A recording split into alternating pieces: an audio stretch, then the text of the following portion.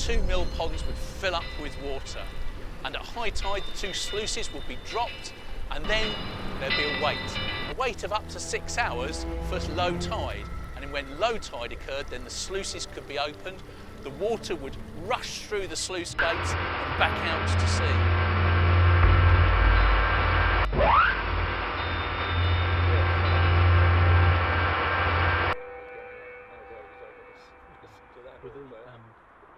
And I think the people that were running the tide mills at that stage,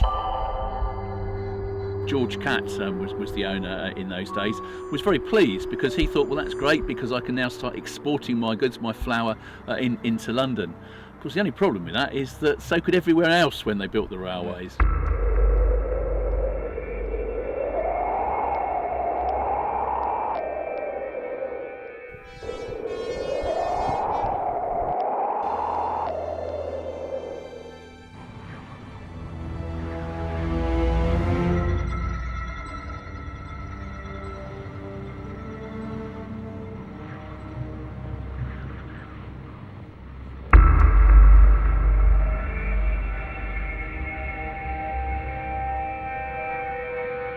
Just heard a train going by. In fact, I can now see it past the remains of what was obviously a station. Can you tell us more about that?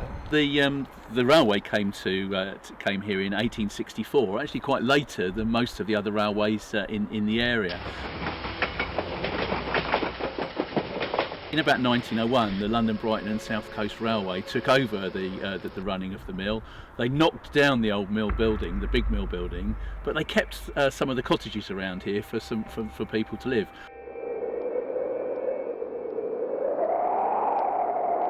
But the railway station that was opened here was called Bishopstone Beach Halt. There was a spur of the railway, and in fact you can still see on some mornings where that spur of the railway came, and it came off of the main line right through into the tide mills itself. Now you know that you've seen those pictures of the Seaplane Base, and that has plenty of railway lines around. They weren't part of the main line. I think they were just to bring the goods into the Seaplane Base. Yeah. I think any people that were visiting the Seaplane Base would have come here to Bishopstone Beach Halt.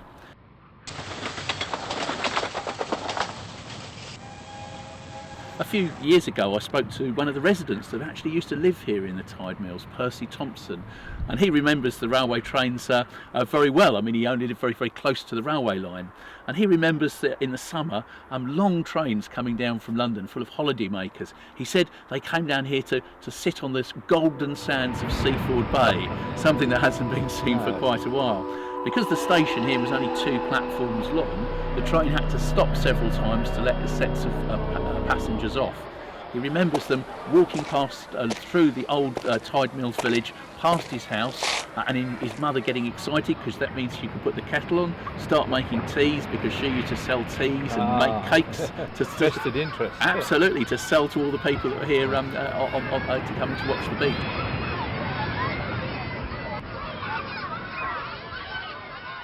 The last time it was used, I believe, was in the 1970s. New Haven History Society managed to get the railway to stop a train there, and everybody got out on a tour around tide mills. So I think that was the last time that the station was actually used.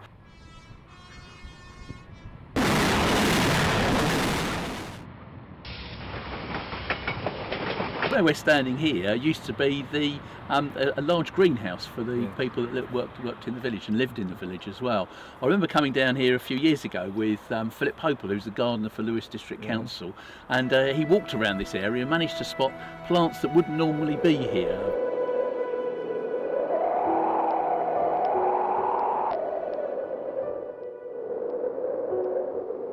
Things like horseradish and things like that, which were presumably grown specifically to for people to eat. The pineapple pit, I'm not too sure where it is. It was excavated quite recently by the Sussex Archaeological Society, and apparently that's where they kept pineapples to keep them cold.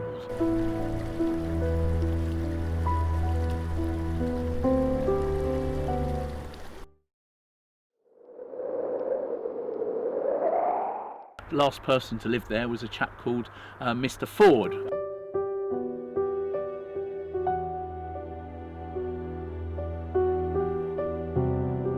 Seaford with 2 O's, the good Sussex way. And the interesting thing is his middle name, Alce, was the name of a local miller. The Alce family run the Sutton Mills as well, so there's a good connection. But he was the last member of staff to be working at Bishopstone Beach railway station.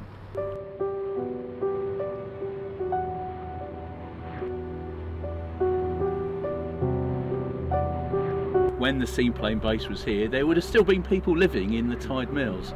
Although they weren't millers, the mill had long since ceased functioning, they were railway workers and people that lived in the area.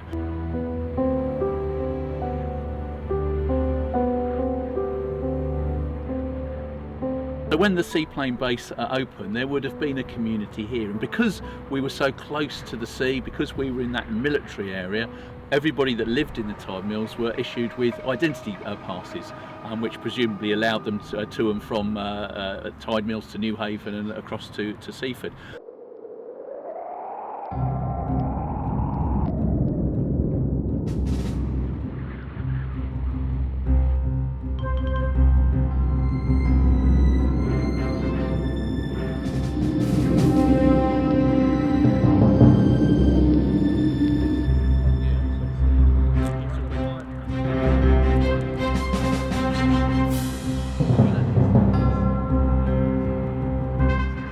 The 2 huge hangars here would have been seen by anybody that was visiting. If they were coming in by sea, that would have been the first sort of sign of the coast they would have seen, those 2 big aircraft hangars.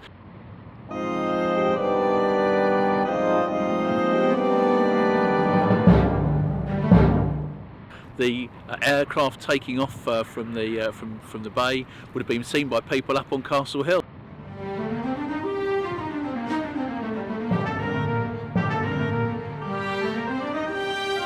The fort would have been manned there as well during the war, so that this would have been a hive of activity. Actually, a hive probably being a good word to use, because there would have been those aircraft buzzing in and out throughout the day.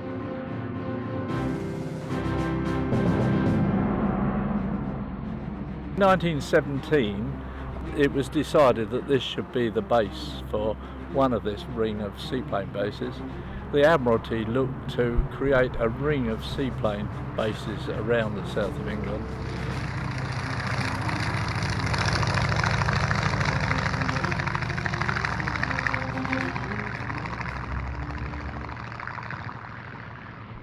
To the west here, they created a huge wooden hangar, but the hangar actually went back way beyond that bank towards the Marconi base that was created in 1906. These weren't aircraft that we know today. I mean, they weren't made of aluminium. No, or titanium. What were they made of? They were a wooden frame covered in Irish linen, which was then doped and shrunk and painted. But of course, in this very humid atmosphere with a saline solution, neat saline solution, they did tend to flap a bit after a while.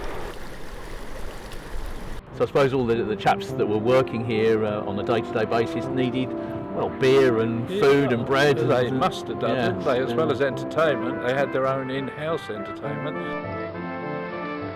And legend has it they spent most of the time sitting around, eating, talking, smoking, and a lot of frivolity.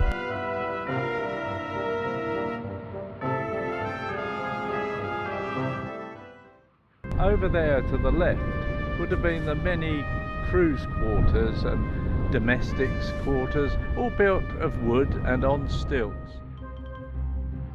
And just in the foreground here were 3 ex-London, Brighton and South Coast Railway carriages, devoid of their bogies, sitting on the beach. These were used as officers' mess rooms and briefing rooms for the aircrew.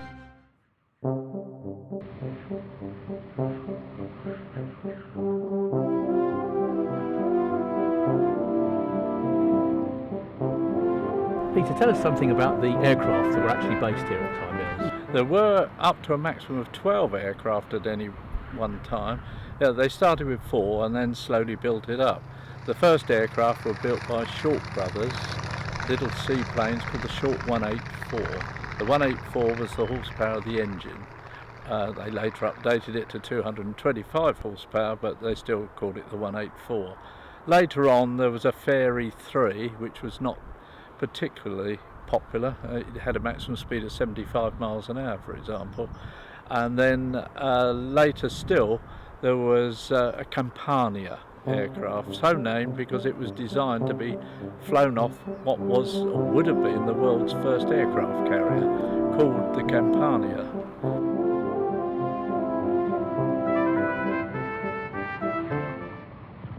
At the age of 18, Lieutenant Ackery arrived here as a qualified pilot, very, very young, who incidentally crashed.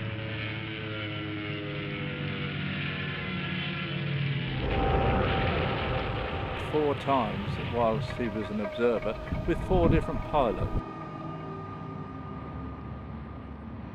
The Germans declared total warfare on all of our sea patrols and our convoys right inshore, whereas before they were operating out in mid-channel. Henry Ross Alderson was a pilot here in the First World War. And lo and behold, on one of the photographs taken by Paul Drabo's grandfather, Henry Ross Alderson, there's a very good photograph, dare I say it, of Lieutenant Kitchen's plane crashed. As soon as the war finished, there was a tidying up by the Admiralty. The hangars came down. One was reassembled, the new one of the two, at Wimbledon, where it can still be seen. It is in fact a listed building. The other one was reassembled on the East Quay at Newhaven as a bonded wine warehouse.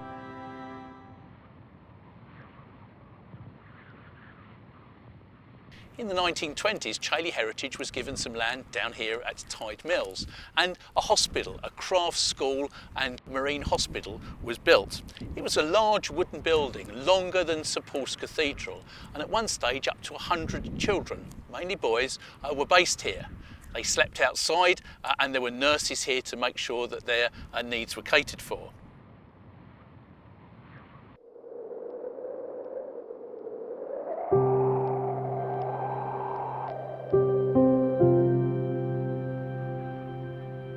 The person that ran the hospital, the matron here, was a Mrs Powell.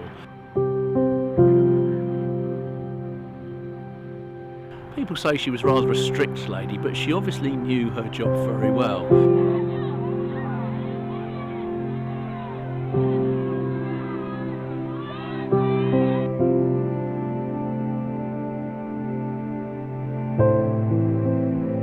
Many people thought she was an angel, but the children said she was very, very strict indeed.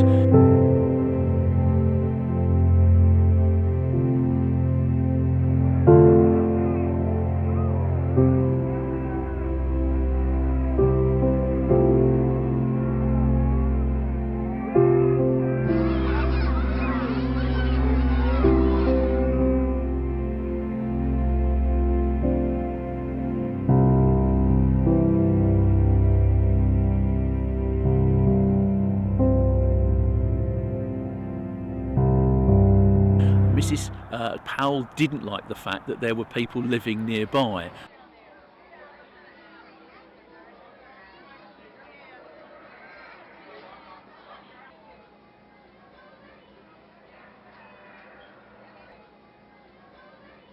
That the sanitation was poor, there was no lighting. They were railway workers, and she thought that she should have the area to herself.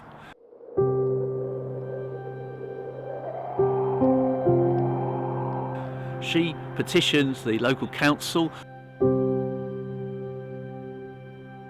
to say that the Tide Mills village should be closed down, and in 1937 an order was put out by Seaford Urban District Council giving the people that live there just 9 months to leave the area.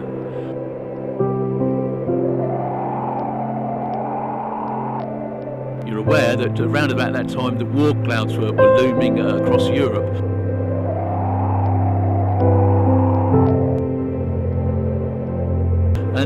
pal didn't get her way. Although the village was closed and the villagers were moved out, she was also moved out back to Chailey as well, and the Admiralty took over running the buildings which were formerly the hospital.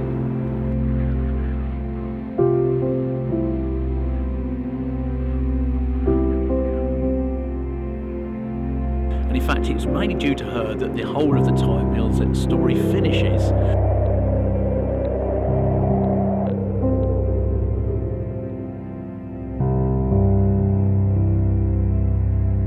We need to have a sense of the past, but we also need to be sensible about our future and make sure that the facilities that we've got, the buildings that we've got, are fit for the future.